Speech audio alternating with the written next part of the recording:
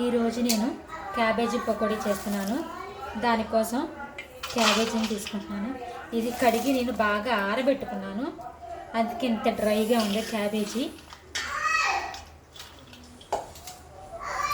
కరివేపాకు, పచ్చిమిర్చి, కారం,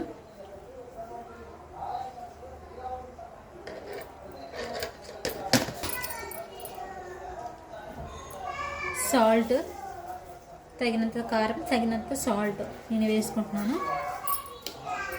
1 స్పూన్ కార్న్ పౌడర్,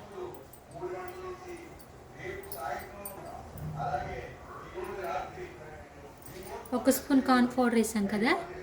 ఇప్పుడు ఒక గుప్పెడు వరిపిండి వేసుకుంటున్నాను. మసాలా వేసుకుందాము. Homemade. మన అప్పుడప్పుడే క్యాబేజీ వేసుకునే లెక్క అయితే వాటర్ అవసరం లేదు, అస్సలు పోయిన అవసరం లేదు.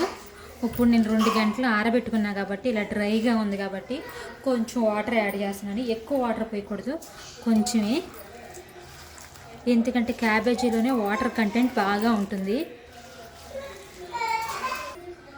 ఇలా మిక్స్ చేసుకున్నాము. ఇలా మిక్స్ చేసుకున్న దాన్ని పకోడీలా వేస్తున్నాము. కొంచెం ఆయిల్ పోసుకున్నాం.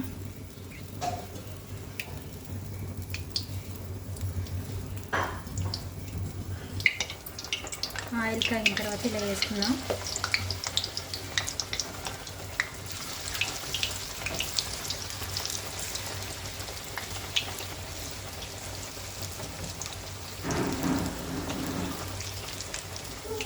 వేగిపోయినాయి, తీసేసుకున్నాయి. ఇవి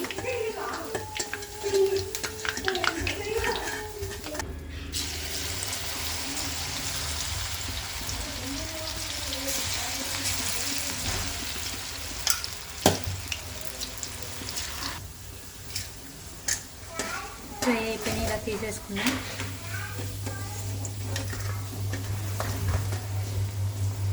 వేడి వేడి క్యాబేజ్ పకోడీ రెడీ.